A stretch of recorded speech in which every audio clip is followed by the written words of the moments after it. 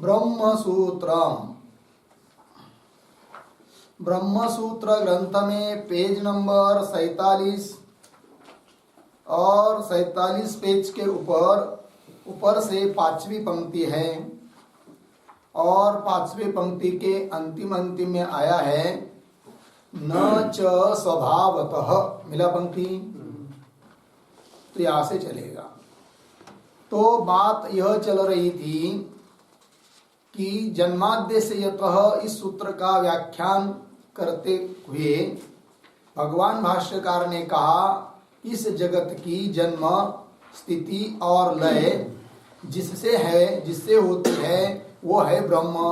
ते ब्रह्म का लक्षण बताया और फिर आगे बताया कि इस प्रकार का जो जगत है कि जिसका चिंतन मन से भी नहीं कर सकते हैं, नाम रूप से जो अभिव्यक्त हुआ है, जिसमें अनेक कर्ता और अनेक भोक्ता है और प्रतिनियत देश काल निमित्त क्रियाफल का जो आश्रय है, इस प्रकार के जगत की उत्पत्त्याधिक सर्वज्ञ और सर्वशक्तिमान परमात्मा के बिना अन्य किसी भी उपाय से नहीं हो सकती है। तो किससे नहीं हो सकती है? तो बताया था कि जैसे कि अचेतन जो प्रधान है कि जिनको सांख्य लोग जगत का कारण मानते हैं, तो उस जड़ प्रधान से भी इस विचित्र जगत की उत्पत्ति नहीं हो सकती है, ये बात कही। उसके बाद अणु अर्थात परमाणु से भी नहीं होती है, क्योंकि परमाणु भी जड़ है, अनेक है, तो उनकी भी इस विचित्र जगत की उत्पत्ति में प्रवृत्ति नहीं होगी। जड़ की प्रवृत्ति किसी चेतन के बिना हो नहीं सकती है, अतः परमाणु से भी जगत उत्पन्न होता है, ये कहना भी ठीक नहीं है। फिर अभाव अर्थात शून्य, तो शून्य से जगत उत्पन्न होता है, शून्य ही तत्व है, ऐसे जो बौद्ध लोग कहते हैं उनका भी कहना ठीक नहीं है, क्योंकि अभाव से भाव की उत्पत्ति होती नहीं है। जगत भाव रूप है, शून्य अभाव है, तो अभाव से भाव की उत्पत्ति नहीं होती। दूसरी बात, बहुत सारे श्रुति और स्मृति के साथ विरोध आएगा, जैसा कि कहा है ना सतो विद्यते भावो, ठीक है। पुनः कथम असत सज्जायते सदैव सौम्यदम ग्रासित इत्यादि श्रुति स्मृति के साथ भी विरोध आएगा जब शून्य से जगत की उत्पत्ति मानेंगे तब। अतः शून्य से भी जगत की उत्पत्ति नहीं होती। फिर कुछ पौराणिक लोग आते हैं, वे कहते हैं कि संसारी अर्थात जो हिरण्यगर्भ है उससे इस जगत की उत्पत्ति होती है, तो वो भी कहना ठीक नहीं है, क्योंकि अन्य जीव जैसे उत्पन्न होते उस प्रकार हिरण्यगर्भ की भी उत्पत्ति श्रुति ने बताई है। कहती है श्रुति कि यो ब्रह्मांडम विदधाति पूर्वम, अर्थात उस ब्रह्मदेव अर्थात इस हिरण्यगर्भ की भी उत्पत्ति होती है, जो स्वयं जन्म वाला है वो जीव की तरह ही है, तो उससे भी जगत की उत्पत्ति होती है, ये कहना ठीक नहीं है, ठीक है। फिर कुछ लोग आते हैं स्वभाववादी, चार्वाकादिक लोग हैं, वे कहते हैं कि स्वभावतः ही जगत उत्पन्न होता है, किंतु उनका भी कहना ठीक नहीं है। ये कहा था अभी कि न च स्वभावतः, तो वाक्य पूर्ति के लिए कल लिख के दिया था कि न च स्वभावतः मतलब स्वभावतः जगत उत्पत्त्यादि संभावयितुम न शक्य, स्वभावतः ही जगत की उत्पत्ति वगैरह होती है, ये कहना भी ठीक नहीं है। क्योंकि उनको पूछेंगे, जो लोग स्वभावतः जगत उत्पन्न होता है ऐसा मानते हैं, उनको पूछेंगे कि हे भाई चार्वाक, आप स्वभाव से जगत उत्पन्न होता है ऐसा बोल रहे हो, किंतु स्वभाव का अर्थ क्या है? स्वभाव का अर्थ क्या लेते हो तुम बताओ। यदि स्वभाव का अर्थ लेते हो क्या आपसे आप उत्पन्न होता है, तो वो ठीक नहीं है, क्योंकि आपसे आप यदि जगत उत्पन्न होगा ऐसा मानोगे तो आत्माश्रय दोष आएगा। कारण भी वो स्वयं और उत्पन्न भी वही हो रहा है, तो आत्माश्रय आएगा।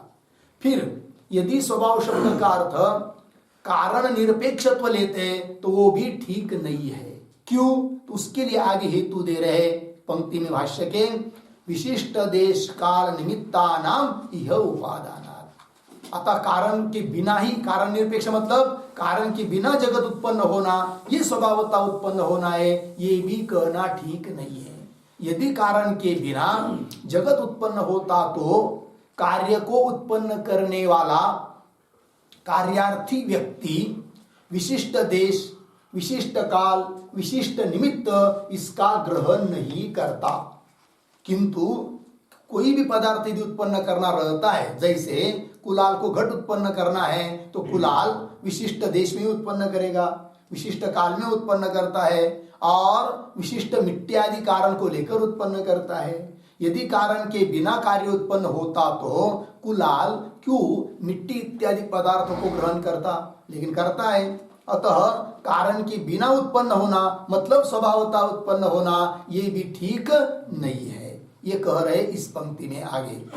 न च स्वभावतः, उसके आगे आया ना, विशिष्ट देश काल निमित्ता नाम इह उपादाना, हेतु दिया है। तो ये जो पंक्ति है वह पढ़ी अब हमने, विशिष्ट देश काल, उसके अवतरणिका के रूप में एक वाक्य लिखते हैं।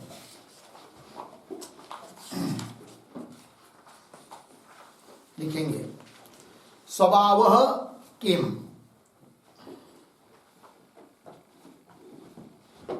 स्वभावः किम, प्रश्न चिन्ह। आगे स्वयं एव स्वस्य हेतुः,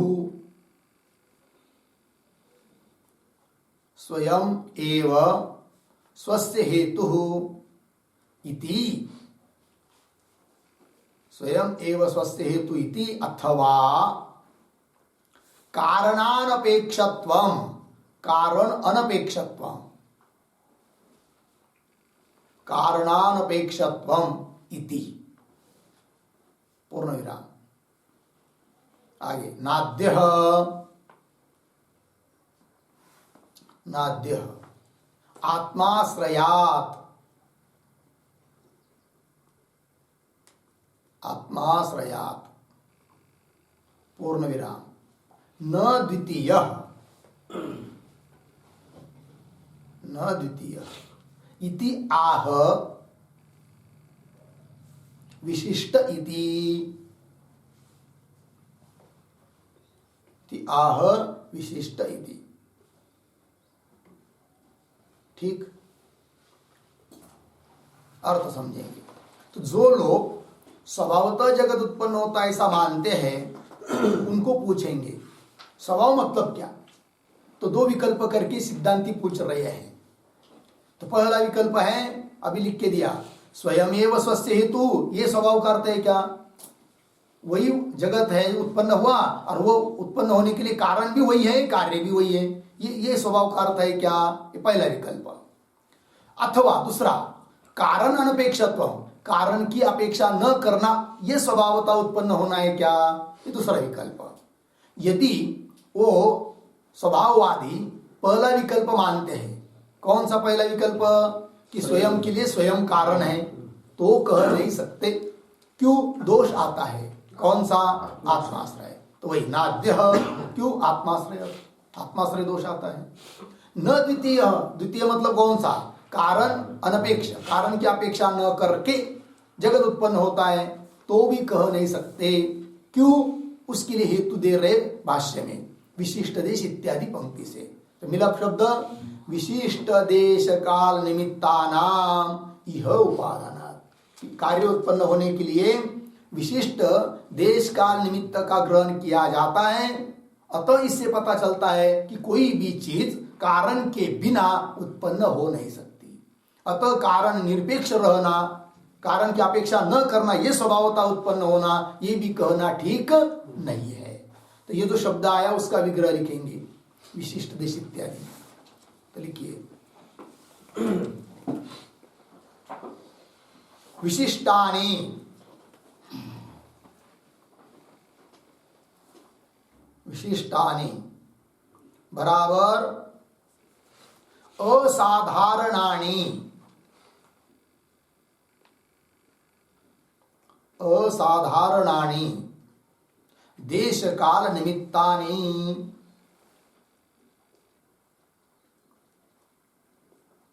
देश काल निमित्तानि तेषां, तेषां बराबर विशिष्ट देश काल निमित्तानां, तेषां विशिष्ट देश काल निमित्तानां।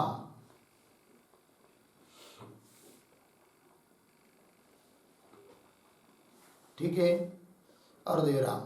आगे प्रतीक है इह बराबर कार्यार्थे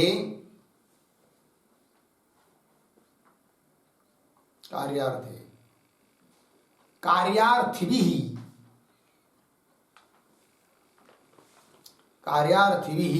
उपादानात्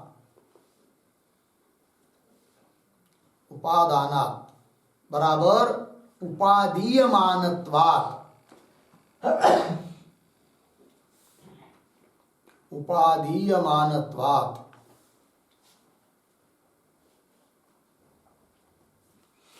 आगे कार्यस्य स्वभावतः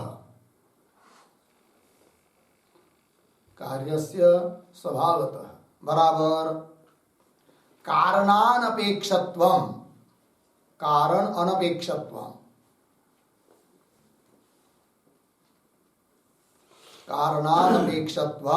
न युक्तम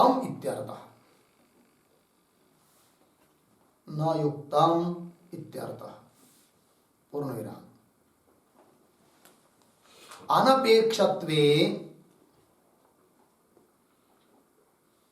अनपेक्षत्वे धान्यार्थीनां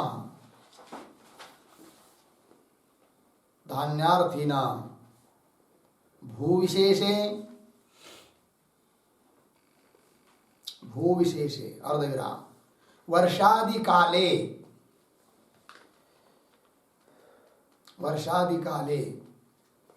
बीजादि निमित्ते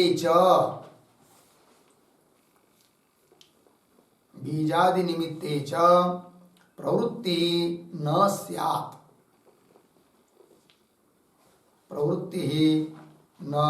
स्यात् इति भावः।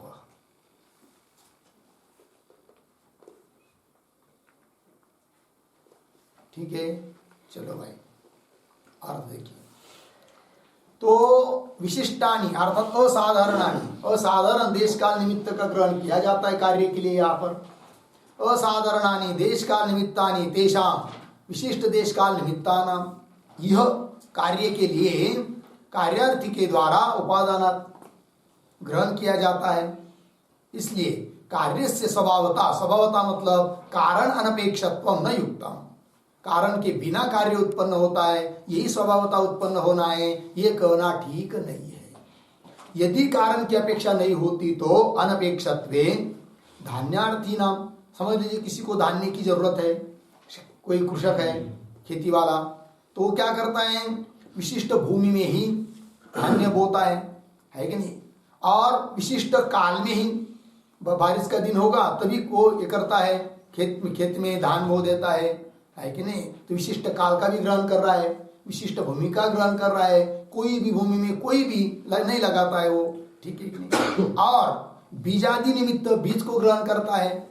यदि कारण के बिना कार्य उत्पन्न होता तो यहाँ पर इस प्रकार से देश काल निमित्त का ग्रहण नहीं हो पाता, लेकिन हो रहा है। अतः कारण के बिना कार्य उत्पन्न होना, इस प्रकार का स्वभावता उत्पन्न होना, ये भी ठीक नहीं है, ऐसा कहना, ये कह दिया। तो प्रवृत्ति न स्यात् इति भाव, लगे पंक्ति, तो स्वभाववादियों का भी खंडन हुआ। तो फिर इस जगत की उत्पत्ति किससे होगी? ईश्वर से। कैसा ईश्वर? तो विशेषण दिया था, सर्वज्ञात सर्वशक्ति है कारणात् भवति। सर्वज्ञ सर्वशक्तिमान ऐसा जो ईश्वर, उसके बिना इस विचित्र जगत की उत्पत्ति हो नहीं सकती है। कहा था ना भाष्य में, क्या? न यथोक्त विशेषणस्य जगतः यथोक्त विशेषणम ईश्वरम मुक्त्वा अन्यतः उत्पादयितुम अन्यतः उत्पत्त्यादि संभावयितुम न शक्यम, ये कहा था कि नहीं। चलिए फिर अब आगे चलते हैं। तो नैयायिक लोग अब क्या कहते देखिए, एतत् एव अनुमानम संसारी व्यतिरिक्त ईश्वरास्तित्वादि साधनम मन्यन्ते ईश्वर कारणिनः। मिला पंक्ति? तान्वय ईश्वर कारणिनः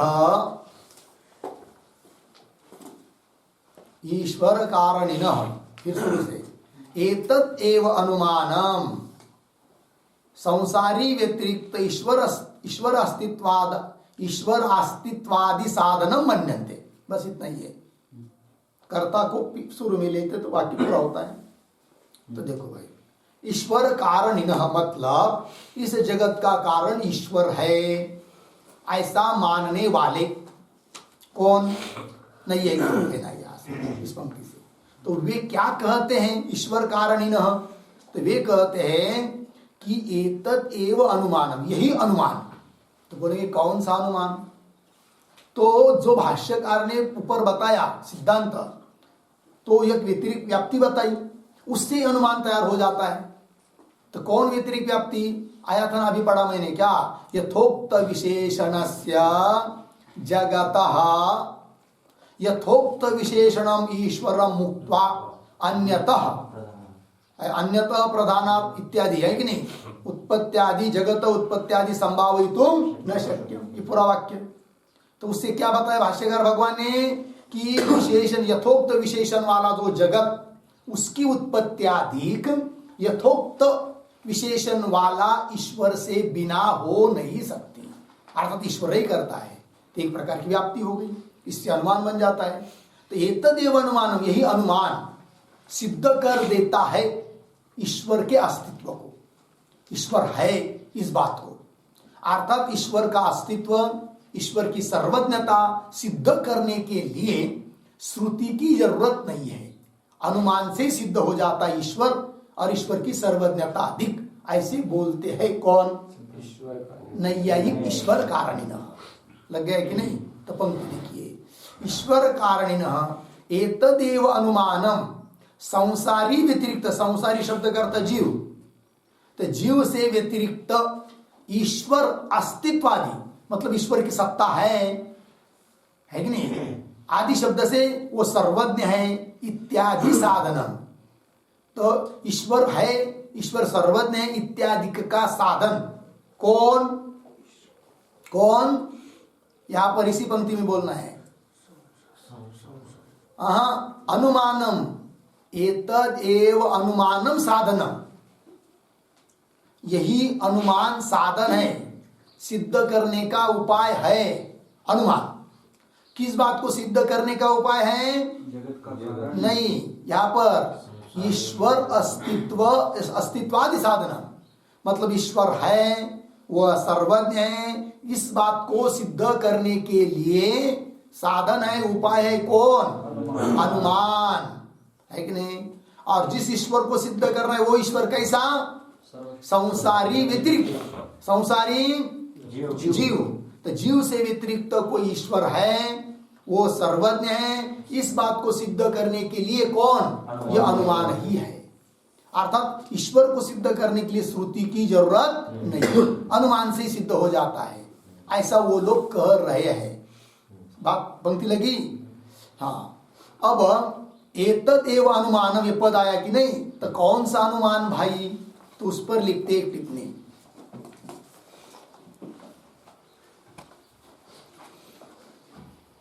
तो लिखिए, ईश्वर कारणिनः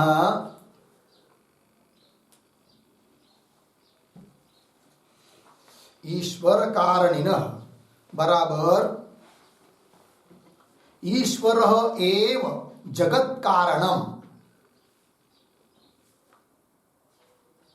ईश्वर एव जगत कारणम इति मन्यमानाः नैयायिकाः, इति मन्यमानाः नैयायिकाः। अर्धविराम, आगे प्रतीक, एतत् एव, एतत् एव बराबर अनुमानम एव, अनुमानम एव। आगे प्रतीक, संसारी व्यतिरिक्त ईश्वरास्तित्वादि साधनम, संसारी व्यतिरिक्त, संसारी व्यतिरिक्त ईश्वरास्तित्वादि, ईश्वर अस्तित्वादि साधनम बराबर जीव भिन्न कि वह जीव भिन्न ईश्वरस्य जीव भिन्न ईश्वरस्य अस्तित्वादि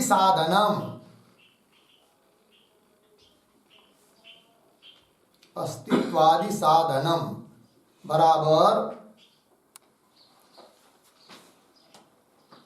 सत्ता सर्वज्ञतादीनां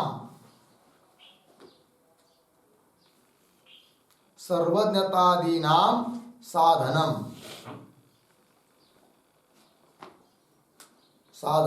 अर्धविराम न तो श्रुति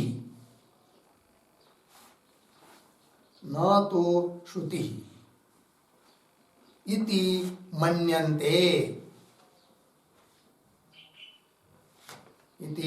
मन्यन्ते बराबर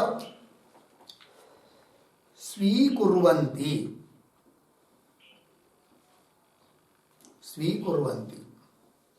पूर्ण विराम। आगे किम तत् अनुमानम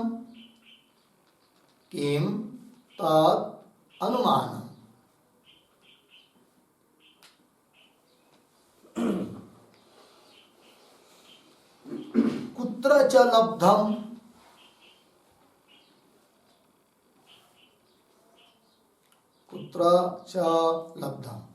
येन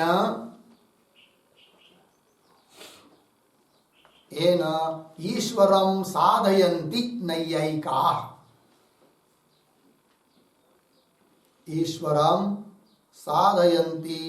नैयायिकाः पूर्ण विराम।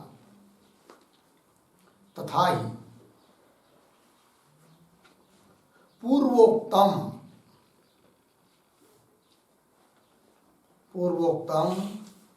सर्वज्ञत्वादि विशेषणकम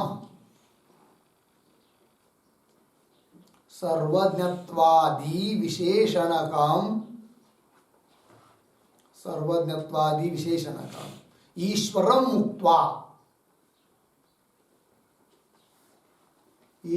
मुक्त्वा जगतः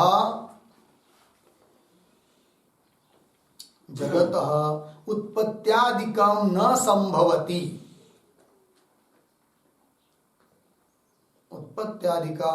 न संभवति इति भाष्येण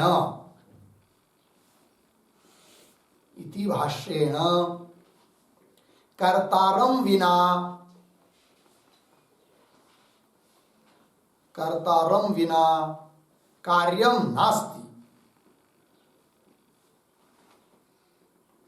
कार्यं नास्ति इति व्यतिरेकः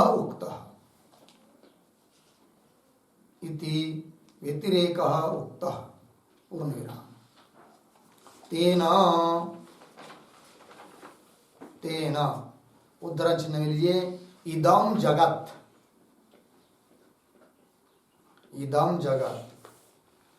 सकर्तृकाम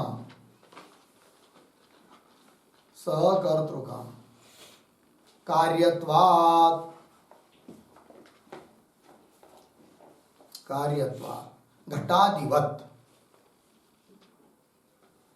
घटादिवत् इति अनुमानम उक्तम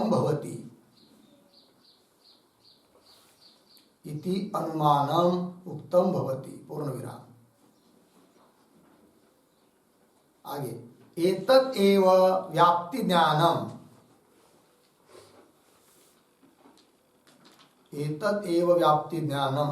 जगति पक्षे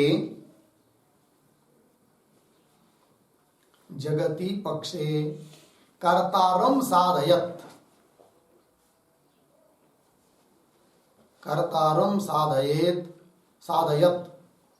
सर्वज्ञेश्वरं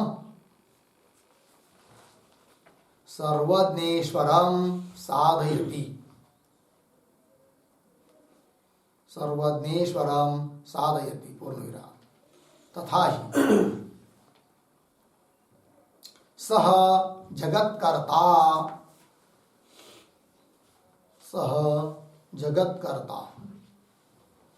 सर्वज्ञ जगत कारणत्वात्, जगत कारणत्वात् व्यतिरेकेण,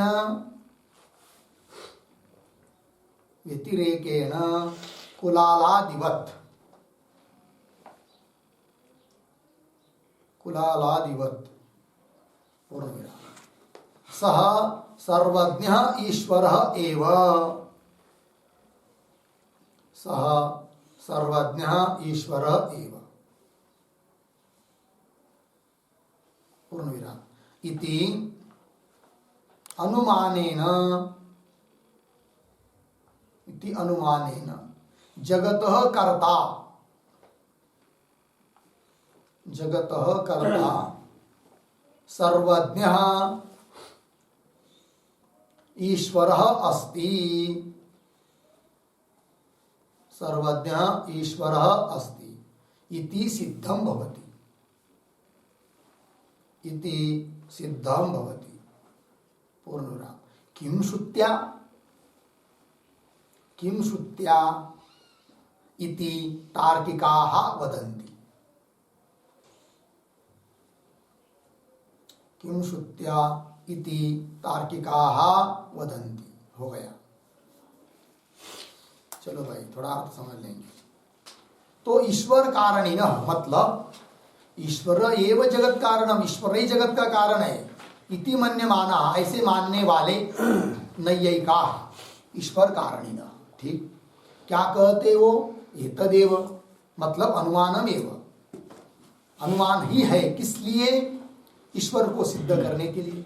कैसे ईश्वर, आगे लिख दिया संसारी व्यतिरिक्त ईश्वर अस्तित्वादि साधनम, मतलब संसारी मतलब जीव, तो जीव से भिन्न, व्यतिरिक्त मतलब जीव से भिन्न, ईश्वरस्य अस्तित्वादि साधनम मतलब ईश्वर की सत्ता सर्वज्ञता अधिक सिद्ध करने के लिए यह अनुमान ही है, न तो श्रुति, श्रुति की कोई जरूरत नहीं है, ऐसा वो नहीं है बोलते हैं। मन्यन्ते, मन्यन्ते अर्थात स्वीकुर्वन्ति, स्वीकार करते हैं। अब प्रश्न आता है कि कौन सा वो अनुमान है कि जिससे वो ईश्वर की सिद्धि करते हैं, और कहां से उनको व्याप्त्यादि लिया उन्होंने, तो बता रहे किंच तद अनुमान कुत्र च लब्धम, ये न जिससे कि ईश्वरम साधयन्ति नैयायिका, नैयायिक लोग ईश्वर की सिद्धि करते हैं, तो उसको स्पष्ट कर रहे तथा इसे। तो इसी भाष्य में अभी ऊपर पंक्ति आई थी कि नहीं, न च यथोक्त विशेषण से जगत इत्यादि है कि नहीं, यथोक्त विशेषणम ईश्वरम मुक्त्वा, वही लिया। तो पूर्वोक्तम सर्वज्ञत्वादि विशेषणकम ईश्वरम मुक्त्वा, यथोक्त विशेषणम ईश्वर मतलब सर्वज्ञत्वादि विशेषण से युक्त ऐसा ईश्वर, सर्वज्ञत्वादि विशेषणकम ईश्वरम मुक्त्वा, ऐसे विशेषण वाला ईश्वर को छोड़कर जगत उत्पत्त्यादिकम न संभवती, जगत की उत्पत्ति अधिक हो नहीं सकती है, ये भाष्य कहा था। अर्थात ईश्वर से ही होगी, ईश्वर के अलावा अन्य किसी से नहीं होगी, तो फिर अनुमान बन गया नैयायिकों के लिए। इति भाष्येन क्या बताया, कर्तारं विना कार्यम नास्ति, जो भी कार्य होता है वो कर्ता से ही होता है, कर्ता के बिना कार्य होता नहीं है। तो कर्तारं विना कार्यम नास्ति इति व्यतिरेक, तो यही व्यतिरेक बताया गया। तेन फिर उससे क्या हुआ, अनुमान बन गया। कौन अनुमान, तो अनुमान का आकार दिया। इदम जगत पक्ष है, इदम जगत साध्य है सकर्तृकत्व, मतलब किसी न किसी कर्ता के द्वारा ही वो निर्मित है। क्यों, कार्यत्वा, क्योंकि जो कार्य होता है वह किसी न किसी कार्य के, किसी न किसी कर्ता के द्वारा ही उत्पन्न होता है। यत्र यत्र कार्यत्वम तत्र तत्र सकर्तृकत्वम, ठीक है, घटाधिपत। तो इस ये अनुमान बन गया। इस अनुमान से क्या सिद्ध हुआ कि जगत का कोई न कोई कर्ता है। अब वो कर्ता है तो वो कर्ता कौन बनेगा, जीव तो बन नहीं सकता क्योंकि जीव अल्पज्ञ है, तो बनेगा तो सर्वज्ञ ईश्वर ही बनेगा। ईश्वर की सिद्धि अनुमान से हो जाती है।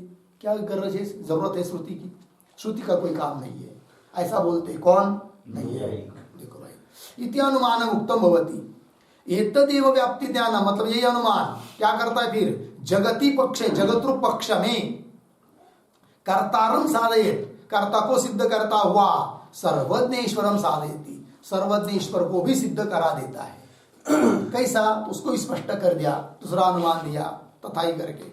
सह जगत कर्ता। तो ऊपर के अनुमान ने क्या बताया कि जगत का कोई न कोई कर्ता है।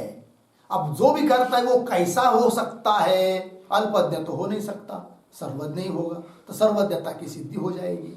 और ऐसा सर्वज्ञ कौन है? फिर ईश्वर ही है। तो वही कह रहे स जगत कर्ता सर्वज्ञ। तो जगत कर्ता, उस जगत कर्ता में सर्वज्ञत्व की सिद्धि करना है, सर्वज्ञत्व साध्य है। तो सर्वज्ञ क्यों? जगत कारणत्व, क्योंकि इतने बड़े जगत का निर्माण करता जरूर सर्वज्ञ ही होगा, है कि नहीं? व्यतिरेक व्याप्ति दी, तो व्यतिरेके न कुलालादिवत, मतलब कैसी व्यतिरेक व्याप्ति? यत्र साध्याभाव तत्र हेतु अभाव, यन्नैवं तन्नैवं। तो यत्र जगत कर्तृत्वम नास्ति तत्र सर्वज्ञत्वम अपि नास्ति। यथा कुलाल, कुलाल में जगत कर्तृत्व है क्या? नहीं, केवल घट कर्तृत्व है, जगत कर्तृत्व नहीं है, अतः सर्वज्ञत्व भी नहीं है। अर्थात जगत कर्ता जो होगा वो जरूर सर्वज्ञ ही है। और वो सर्वज्ञ कौन? ईश्वर है। हाँ, व्यतिरेकेन कुलालादिवत स सर्वज्ञ ईश्वर एव। ऐसा कर्ता कौन होगा? सर्वज्ञ ईश्वर ही है। इति अनुमानेन, इस अनुमान से क्या सिद्ध हुआ भाई? जगत कर्ता सर्वज्ञ ईश्वर अस्ति। तो ईश्वर का अस्तित्व को सिद्ध करने के लिए कौन दिया? अनुमान, है कि नहीं? ईश्वर का अस्तित्व, उसका सर्वज्ञता भी अनुमान से सिद्ध होती है, ये बताया। इति अनुमानेन जगत कर्ता सर्वज्ञ ईश्वर अस्ति इति सिद्धम भवति। किम श्रुत्या? श्रुति की क्या जरूरत है? इति तार्किकाः वदन्ति, ऐसा तार्किक लोग बोलते हैं। मिला? अब चलिए मूल भाष्य की पंक्ति देखिए, आप उस पंक्ति को पुनः पढ़ता हूं, अन्वय करना। ईश्वर कारणिनः एतदेव अनुमानम, अनुमान मिला ना? हाँ, अनुमान लिख के दिया आपको, दो अनुमान। एतदेव अनुमानम क्या? संसारी व्यतिरिक्त, संसारी अर्थात जीव, जीव से व्यतिरिक्त, जीव से भिन्न ईश्वर के अस्तित्व का साधक है। और आदि शब्द से सर्वज्ञता आदि आया कि ईश्वर अस्तित्व आदि, मतलब ईश्वर की सत्ता, ईश्वर की सर्वज्ञता इत्यादि का साधक सिद्ध करने वाला यही अनुमान है, ऐसा वो लोग कहते हैं। लगा इतना? इतना ही नहीं, और आगे वो बोलते हैं वैशेषिक लोग, ये नहीं है वैशेषिक समान है जैसा, तो वह क्या बोलते फिर? तो आगे की पंक्ति देखिए, ननु इह अपि, मिला? उसके ऊपर लिखिए आक्षेप।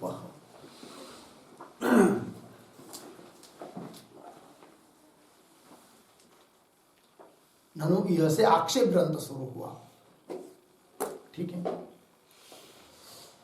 तो उसकी भी पहले और एक बात समझेंगे हम लोग।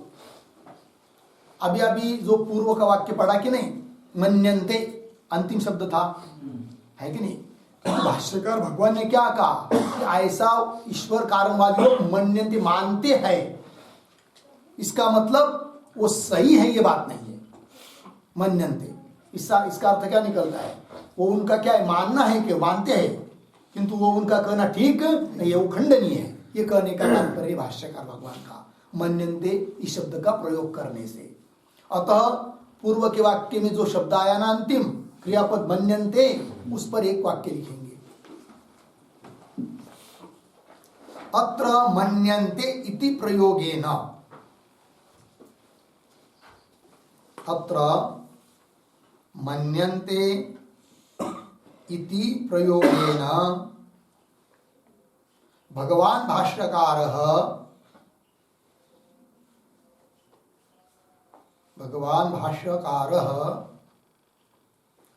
तेषां नैयायिकानां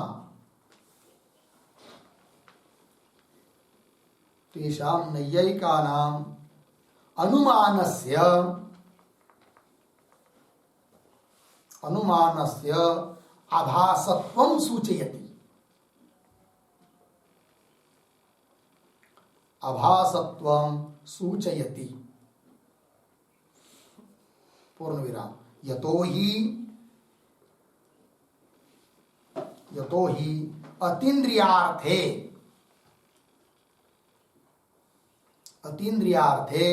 श्रुति एव शरणम,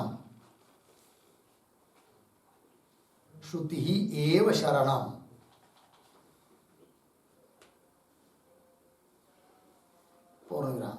तर्कस्य अप्रतिष्ठानात् इति।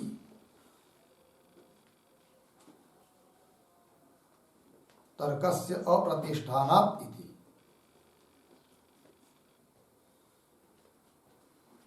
ठीक है, चलिए भाई, तो अर्थ समझेंगे। तो मन्यंत ऐसा प्रयोग किया है भगवान भाष्यकार, उससे ये सूचित होता है क्या, उन नैयायिकों का जो अनुमान है वो अनुमान नहीं, क्या है, वो आभास है। अनुमान से आभासत्व, मतलब वो अनुमान कैसे है, वो ठीक नहीं है। क्यों? ईश्वर आदि की सिद्धि और ईश्वर के सर्वज्ञतादि की सिद्धि अनुमान से नहीं हो सकती, क्योंकि ईश्वर अतीन्द्रिय पदार्थ है और अतीन्द्रिय पदार्थ के लिए क्या अनुमान काम नहीं करता है, उसके लिए श्रुति की ही शरण लेना पड़ती है। क्योंकि अनुमान सिद्धि करोगे तो व्याप्ति बनाना पड़ती है, और व्याप्ति तो प्रत्यक्ष प्रमाण से कहीं तो सिद्ध चाहिए ना। तो अतीन्द्रिय पदार्थ की व्याप्ति प्रत्यक्ष से सिद्ध ही नहीं होगी, तो अब अनुमान क्या करेगा, कुछ नहीं कर सकता।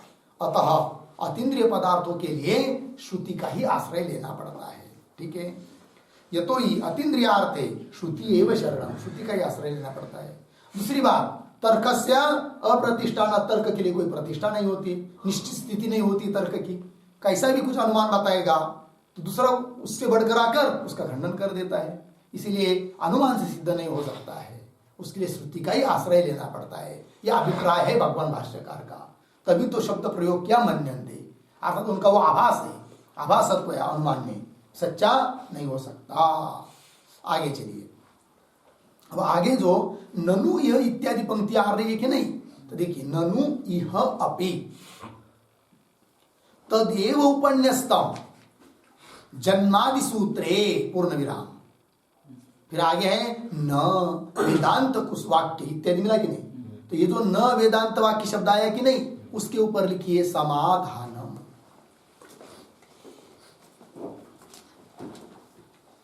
समाधानम,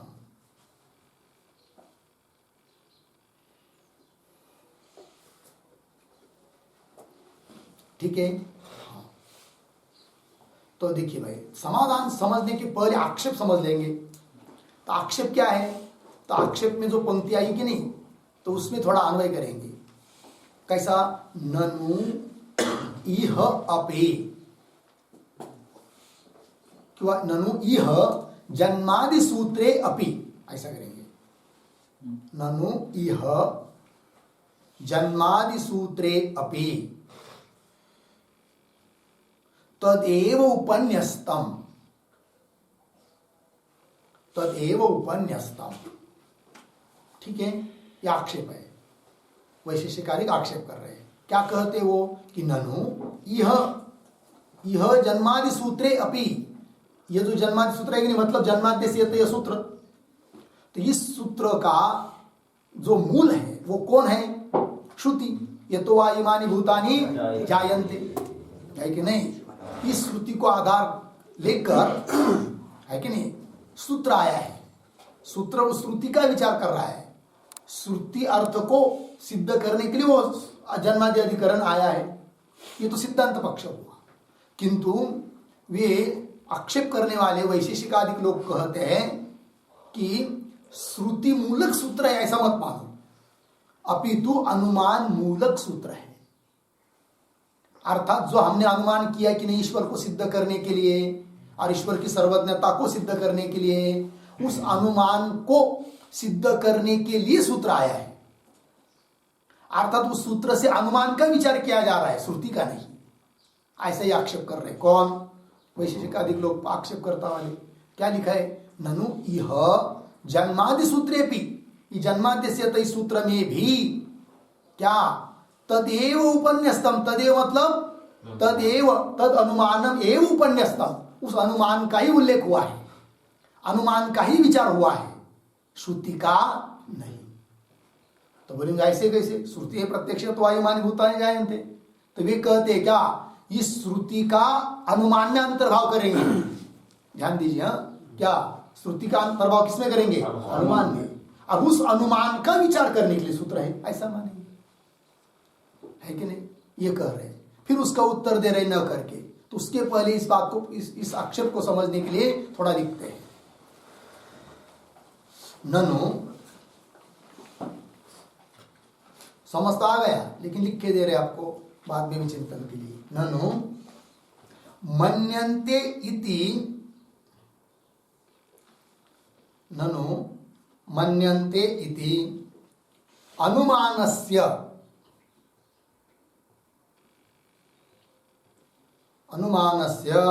आभासोक्ति अयुक्ता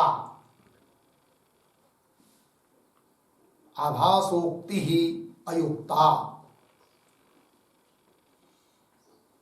आभासोक्ति अयुक्ता पूर्ण विराम यतो ही श्रुतेः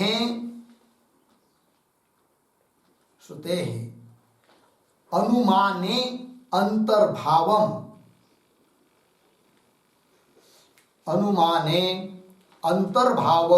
अभिप्रेत्य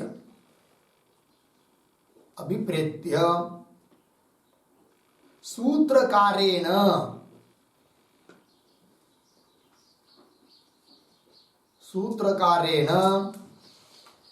जन्मादि सूत्रे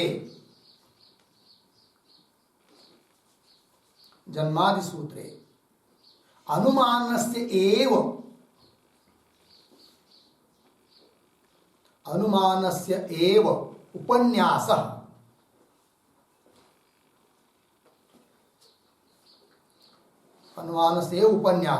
कौंस में करिए उल्लेख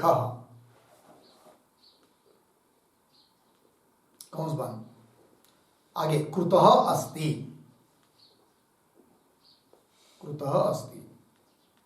पूर्ण विराम अर्थात अनुमान मूलकम सूत्रम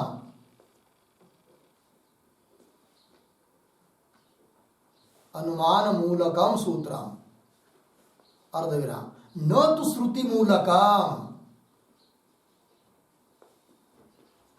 तो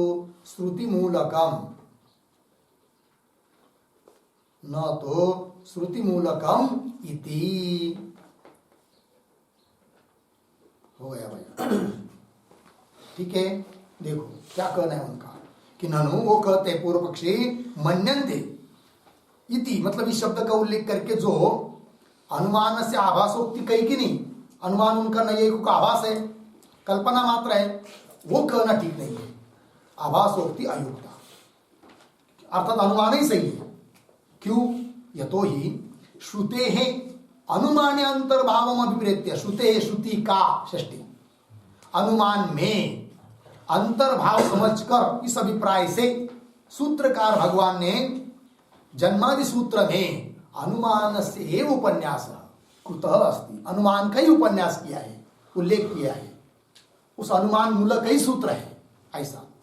अर्थात अनुमान मूलकम सूत्रम न तो श्रुति मूलकम इति की बात लिख सकते पूर्व पक्षस्य अभिप्राय इति पूर्व पक्षस्य अभिप्राय। ये पूर्व पक्षी का अभिप्राय हुआ भाई इस पंक्ति से। अब चलिए भाष्य में पंक्ति मिली, अर्थ भाव समझ में आया। ननु इह अपि जन्मादि सूत्रे तदेव उपन्यस्तम, तदेव मतलब अनुमान का ही उल्लेख हुआ है ऐसा मान लो। उत्तर दे रहे सिद्धांती ना, ये कहना ठीक नहीं है। अनुमान का चिंतन करने के लिए अनुमान सही है इस बात को बताने के लिए थोड़ी सूत्र की प्रवृत्ति हुई है। सूत्र की प्रवृत्ति किस लिए है फिर तो बता रहे ना, वेदांत वाक्य कुसुम ग्रथनार्थत्वात् सूत्राणाम। मिला पंक्ति न मतलब ये पूर्व पक्षी का पीछे का कहना ठीक नहीं है, अनुमान का विचार करने के लिए सूत्र नहीं है, अपितु वेदांत वाक्य कुसुम, वेदांत वाक्य उपनिषद वाक्य, श्रुति उपनिषदों के वाक्य वही वाक्य है कुसुम, कुसुम मतलब फूल पुष्प, तो वेदांत वाक्य रूप पुष्पों का कुसुमों का पुष्पों का ग्रथन करने के लिए ग्रथनार्थत्वात् सूत्राणाम प्रवृत्ति इत्यर्थः। सूत्रों की प्रवृत्ति किस लिए हुई है? वेदांत वाक्य अर्थात उपनिषद वाक्यों रूप कुसुमों का ग्रथन करने के लिए। अर्थात सभी उपनिषद वाक्यों का तात्पर्य ब्रह्म में ही है, अद्वैत ब्रह्म में ही है। इस बात को सिद्ध करने के लिए बताने के लिए क्या सूत्र है। अर्थात सूत्र क्या कर रहे हैं, उन सभी उपनिषद वाक्यों को ग्रथन कर रहे हैं। ये अर्थ में समन्वय सबका, ये बताने के लिए सूत्र है, न तू अनुमान का विचार करने के लिए सूत्र है। मिला पंक्ति वही न वेदांत वाक्य कुसुम ग्रथनार्थत्वात् सूत्राना। लग गए पंक्ति आगे। वेदांत वाक्यानि ही, उसी को स्पष्ट कर रहे आप, वेदांत वाक्यानि ही सूत्रैः उदाहृत्य विचार्यन्ते। ठीक है ना, सूत्रैः सूत्रों के द्वारा क्यों अन्वय कर सकते, ही सूत्रैः वेदांत वाक्यानि उदाहृत्य विचार्यन्ते। ही मतलब क्योंकि, ये तो ही, ठीक है जी। तो सूत्रों के द्वारा वेदांत वाक्यों को उदाहरण करके, उठाकर, एक एक को लेकर, चुन चुन कर, सूत्रों के द्वारा वेदांत वाक्य उदाहृत्य विचार्यन्ते, उसको एक एक को लेकर उसका विचार करते हैं सूत्रों के द्वारा, अनुमान का विचार करते नहीं। ये बात हुई। तो विचार्यन्ते पद आया अंतिम में, उस पर एक वाक्य लिखेंगे। विचार्यन्ते लिखते हैं, यदि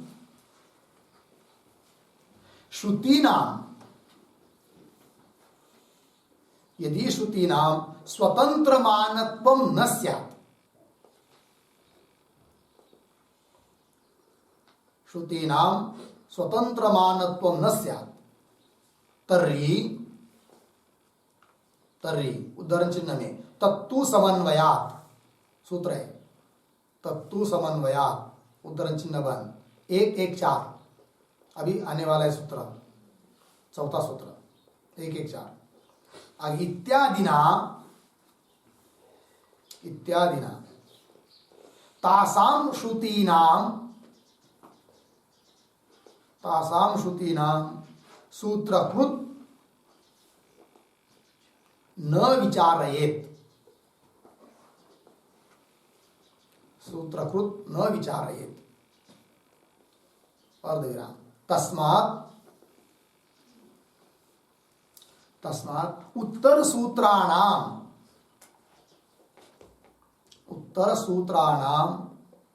श्रुति विचारार्थत्वात्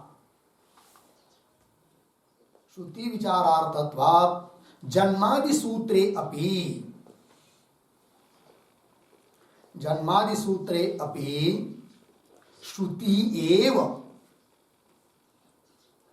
श्रुति एव स्वातंत्रेण विचार्यते,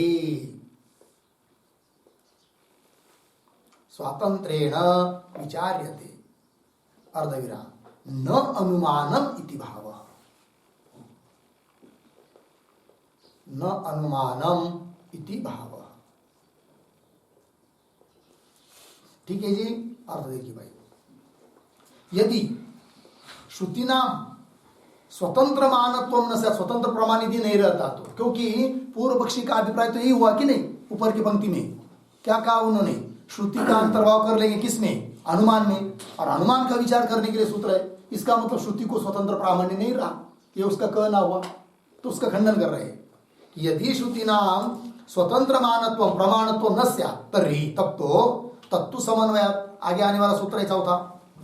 तो इत्यादि ना तासाम श्रुति नाम, उन श्रुतियों का सूत्रकृत न विचारेत, सूत्रकर्ता भगवान भाष्यकार उसका विचार न करे, किंतु विचार किया है कि नहीं। तस्मात् उत्तर सूत्राणाम श्रुति विचारार्थत्वात्, उत्तर आगे वाले आने वाले जो सूत्र है वो श्रुति का विचार करने के लिए है, तो जन्मादि सूत्रे भी, ये जो वर्तमान चल रहा सूत्र जन्माद्यस्यत, ये सूत्रे भी जन्मादि सूत्रे अपि श्रुति एव स्वातंत्रेण विचार्यते, श्रुति का ही स्वतंत्र रूप से विचार किया जाता है।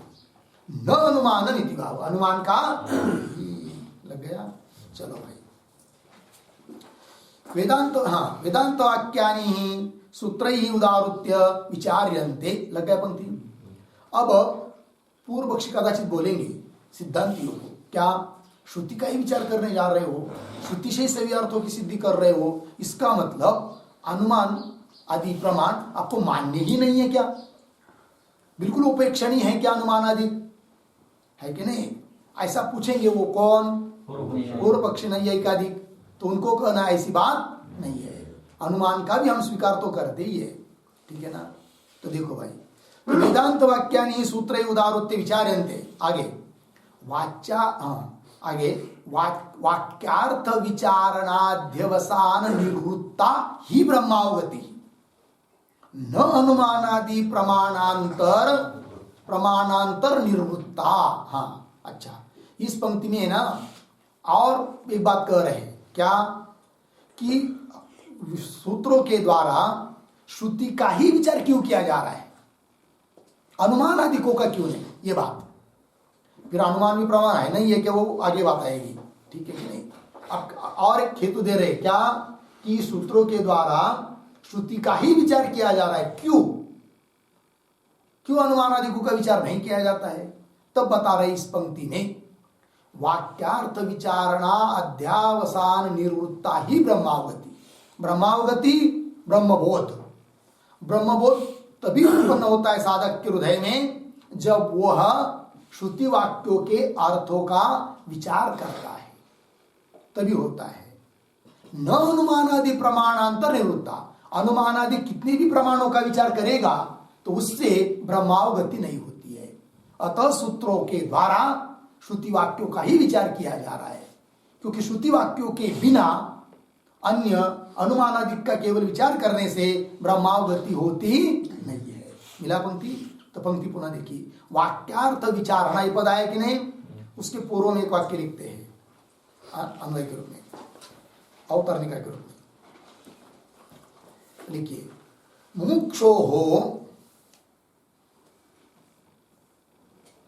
मुक्षोः ब्रह्मावगति ही अभीष्टा।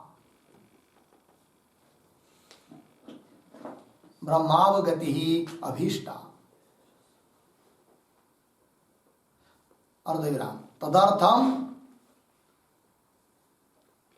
तदर्थम अस्य शास्त्रस्य आरंभः, अस्य शास्त्रस्य आरंभः, अर्धविराम। सा च ब्रह्मावगति, सा च ब्रह्मावगति न अनुमानात्, न अनुमानात्।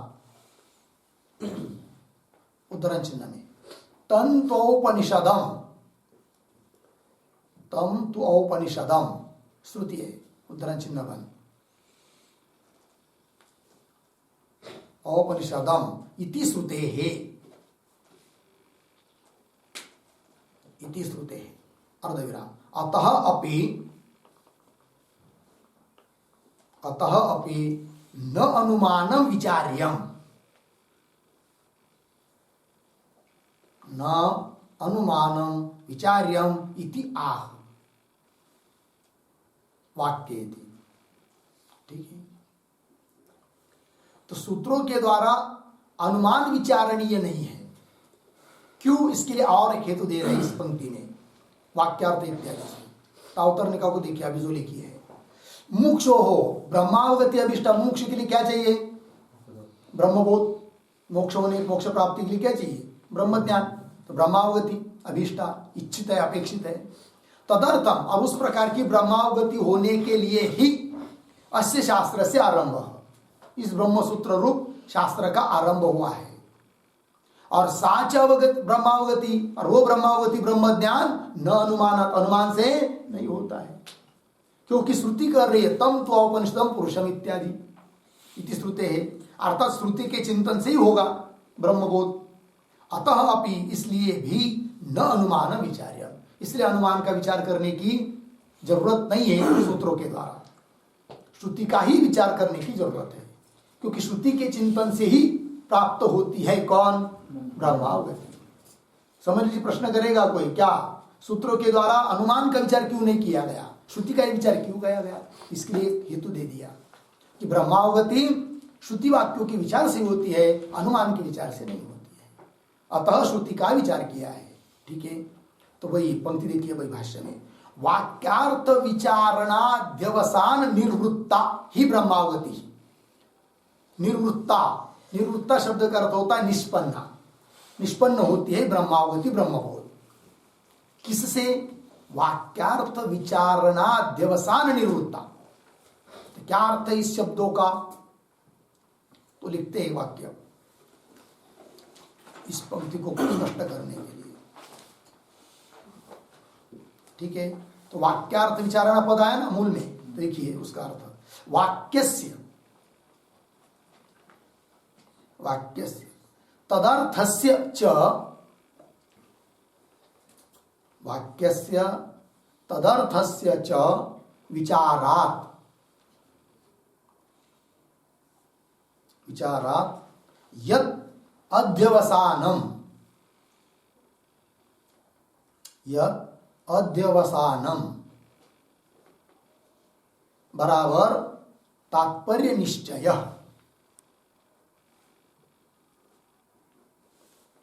तात्पर्य निश्चय प्रमेय संभव निश्चय च, प्रमेय संभव निश्चय च, प्रमेय संभव निश्चय च बराबर ब्रह्म बाधा भाव निश्चय च, ब्रह्म बाधा भाव निश्चय च, निश्चय च तेन जाता, जाता कंस में लिखिए निर्वृत्ता, जाता मतलब निर्वृत्ता, कंस में लिखिए निर्वृत्ता, कंस बंद। आगे ब्रह्मावगति बराबर ब्रह्म ज्ञानम, ब्रह्म ज्ञानम मुक्तये भवति,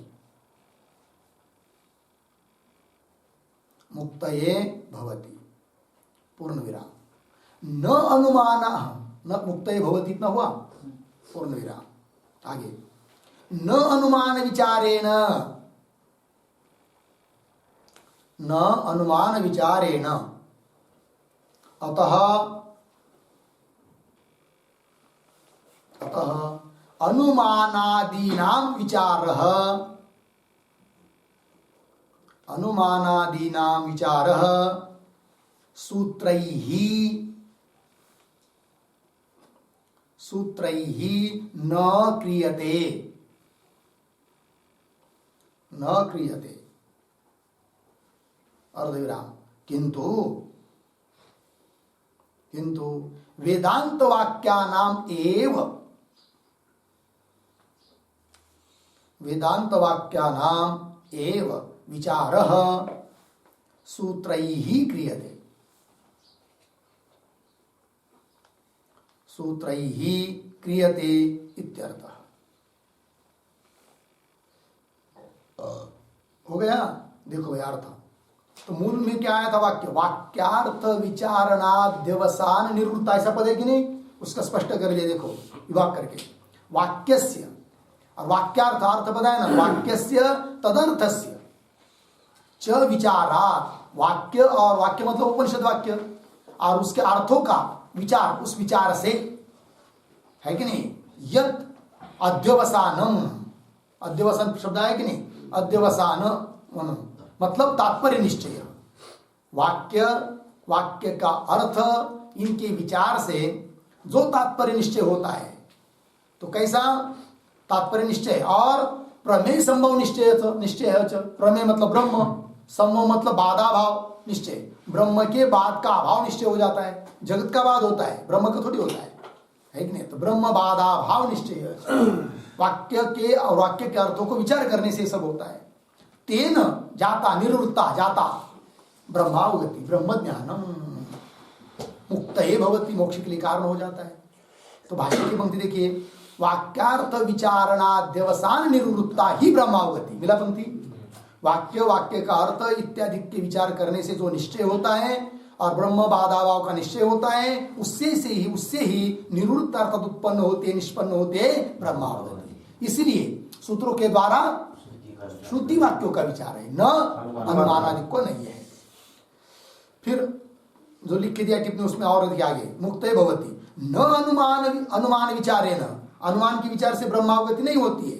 अतः क्या अनुमानादि नाम विचार सूत्र ही न क्रिय, अनुमानादि को का विचार सूत्र के द्वारा नहीं किया जा रहा है, किंतु वेदांत वाक्य नाम एवं विचार, वेदांत वाक्यों का ही विचार सूत्रों के द्वारा किया जा रहा है। लग गया जी। अब चलिए मूल में, वाक्यार्थ विचारणाद्यवसान निवृत्ता ही ब्रह्मावगति, न अनुमानादि प्रमाणांतर निवृत्ता, अनुमानादि अन्य प्रमाणों के द्वारा निवृत्त अर्थात निष्पन्न नहीं होती है कौन? ब्रह्मावगति। यदि श्रुति को छोड़कर अन्य अनुमानादि प्रमाणों का विचार करने से ब्रह्मावगति होती, ब्रह्मबोध होता, तब तो सूत्रों के द्वारा उन अनुमानादिकों का भी विचार किया जाता, किंतु उन अनुमानादिकों का विचार करने से ब्रह्मबोध नहीं होता है। तो क्यों सूत्र के द्वारा सूत्रकार अनुमानों का विचार करेंगे? अर्थात नहीं करेंगे। फिर किसका करेंगे? श्रुति का, क्योंकि श्रुति का, श्रुति वाक्यों का अर्थ का तात्पर्य निश्चय समझ में आने पर ही ब्रह्मावगति होती है। अतः सूत्रों के द्वारा विचार किया जाएगा किसका? श्रुति वाक्यों का, किसका नहीं? अनुमानादिकों का नहीं। लग गया पंक्ति? वही दिया है, न अनुमानादि प्रमाणांतर निवृत्ता। क्या निवृत्ता? ब्रह्मावगति। हाँ, तब वाक्य पूरा होता कि नहीं? न अनुमानादि प्रमाणांतर निवृत्ता ब्रह्मावगति। लग गया कि नहीं? ये बात हो गई। अब प्रश्न उपस्थित होता है कि अनुमान का तुमने क्या पूरा उपेक्षा ही कर दिया क्या? अनुमान को मानेंगे ही नहीं क्या? तब कर रहे आगे की पंक्ति में, ठीक है। तो सत्सु इत्यादि पंक्ति मिला, तो उसके अवतरणिका के रूप में एक छोटा वाक्य लिखिए, ननु सत्सु इत्यादि के लिए, ननु अनुमानम सर्वथा उपेक्षितम, ननु अनुमानम सर्वथा उपेक्षितम एव किम, ननु अनुमानम सर्वथा उपेक्षितम एव किम, प्रश्न चिन्ह।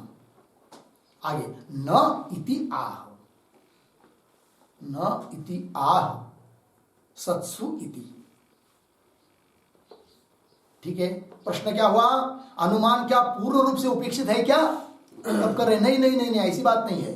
अनुमान की हम पूर्ण रूप से उपेक्षा नहीं करते, जरूरत पड़ती तब ले भी लेते हैं, ठीक है ना, ये कहना है। तो पंक्ति को देखिए भाष्य की, सत्सु तु वेदांत वाक्येषु जगतः जन्मादि कारणवादीषु तदर्थ ग्रहण दार्ढ्याय अनुमानम अपि वेदांत वाक्या विरोधी प्रमाणम भवत न निवार्यते। मिला पंक्ति? थोड़ा अन्वय करेंगे। तू जगतः जन्मादि कारणवादीषु, जगतः जन्मादि कारणवादीषु, पीछे वेदांत वाक्येषु, पीछे सत्सु, फिर आगे तदर्थ ग्रहण दार्ढ्याय, तदर्थ ग्रहण दार्ढ्याय वेदांत वाक्या विरोधी, वेदांत वाक्य अविरोधी। मिला कि नहीं? उसके पीछे अनुमानम अपि, अनुमानम अपि प्रमाणम भवत न निवार्यते। ठीक है, देखो भाई, तो क्या जगत जन्मादि कारणवादीषु, मतलब जगत के जन्मादि का कारण कौन है ऐसे कहने वाले कौन? वेदांत वाक्येषु, ठीक है ना। जगत जन्मादि कारणवादीषु वेदांत वाक्येषु, जगत के जन्मादि का कारण कौन है ऐसे कहने वाले जो वेदांत वाक्य है, वे यदि विद्यमान है तो वेदांत वाक्येषु सत्सु, है कि नहीं? तो तदर्थ ग्रहण दार्ढ्य है, तो वो तो वाक्यों के द्वारा कह दिया कौन कारण है करके, किंतु उस अर्थ को दृढ़ करने के लिए यदि कोई अनुमान भी सहायक आ जाता है जो कि वेदांत की विरोधी नहीं है, ऐसा कोई अनुमान आ जाता है मदद के लिए, सहायक के लिए, तो उसको भी हम प्रमाण रूप से मानते हैं, सहायक है होने के कारण। किंतु मुख्य अनुमान फिर उसको सिद्ध करने की श्रुति, ऐसा नहीं, अनुमान को प्राधान्य नहीं है, प्राधान्य किसको है? श्रुति को ही है। तो पंक्ति देखिए, तो जगत जन्मादि कारणवादीषु वेदांत वाक्येषु सत्सु होने पर तदर्थ ग्रहण दार्ढ्याय, वेदांत वाक्य अविरोधी, वेदांत वाक्य के साथ जिसका विरोध नहीं है, ऐसा अनुमानम अपि, अनुमान भी प्रमाणम भवत, यदि कोई प्रमाण बन जाता है तो न निवार्यते, उसका निवारण हम करते नहीं है। श्रुति वाक्यों को दृढ़ करने के लिए यदि कोई सहायक होता है अनुमान तो उसको भी ले लेते हैं। ठीक, चलिए, तो यहां पर तदर्थ ग्रहण दार्ढ्य पद आया, उसके लिए एक शब्द लिखिए, पर्यायवाची।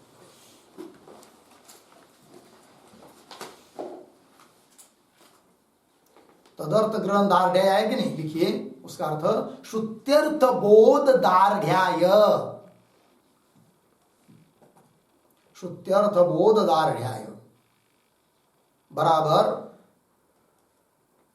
संशय विपर्यास निवृत्तये, संशय विपर्यास निवृत्तये।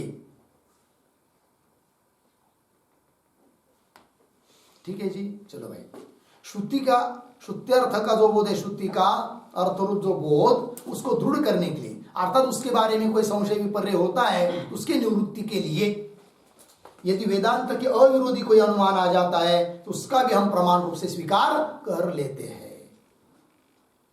लग गया पंक्ति? तो प्रमाणम भवत न निवार्यते, उसका निवारण नहीं करते हैं। तो बोलेंगे उदाहरण, ऐसा एखादा कोई अनुमान जो श्रुति अर्थ को सहायक है, तो अनुमान लिखिए। न निवार्यते पद आया ना, उसके आधार पर एक टिप्पणी लिखिए। यथा जगत जन्मादि, जगत जन्मादि सर्वज्ञ ईश्वर कर्तृकाम, सर्वज्ञ ईश्वर कर्तृकम कार्यत्वात्, कार्यत्वात् हो गया, हाँ, अर्धविराम इत्यादि हो गए ना। तथा च इदम जगत, तथा च इदम जगत मिथ्या, मिथ्या ज्ञान निवर्त्यत्वात्, ज्ञान निवर्त्यत्वात् दृश्यत्वात् जड़त्वात् इत्यादि। तथा च विमतम जगत, विमतम जगत चेतन प्रकृतिकम, चेतन प्रकृतिकम, प्रकृतिकम कार्यत्वात्, कार्यत्वात् सुखादिवत् इत्याद्यनुमानम, इत्याद्यनुमानम श्रुत्यर्थदार्ढ्याय अपेक्षितम इत्यर्थः, श्रुत्यर्थदार्ढ्याय अपेक्षितम इत्यर्थः। ठीक है, चलो भाई, तो श्रुति अर्थ के लिए अनुकूल, श्रुति के अविरोधी, श्रुति के अर्थ को सिद्ध करने के लिए सहायक कोई अनुमान मिल जाते हैं तो उसको भी प्रमाण के रूप में मान लेते हैं। उदाहरण दिया, जैसे पहला अनुमान दिया जगत जन्मादि, कैसे? सर्वज्ञ ईश्वर कर्तृकम, सर्वज्ञ ईश्वर के द्वारा वो बनाया है जगत जन्मादि। क्यों? कार्यत्वात्, कार्य होने से ये अनुमान हुआ। कि वह और अनुमान वेदांत सिद्धांतों को सिद्ध करने के लिए इदम जगत मिथ्या, ये जगत मिथ्या है। क्यों? ज्ञान निवर्त्यत्वात्, ज्ञान से निवृत्त होता है।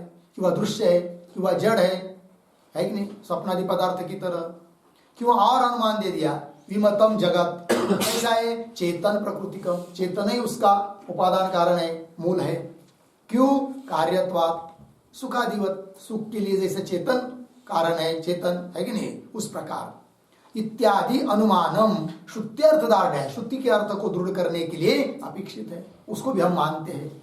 किंतु अनुमान ही मुख्य है, उसी के आधार पर ब्रह्मावगति होती है, ये बात नहीं। ठीक है, और भी हम सहायक ऐसे अनुमान को क्यों मानते हैं, उसके लिए हेतु है, क्या हेतु है, और उसको आगे स्वयं बता रहे भाष्यकार भगवान श्रुति का आधार लेकर, उसका विचार हम लोग कल करेंगे। ओम पूर्णमदः पूर्णमिदं पूर्णात् पूर्णमुदच्यते पूर्णस्य पूर्णमादाय पूर्णमेवावशिष्यते। ओम शांति शांति शांति।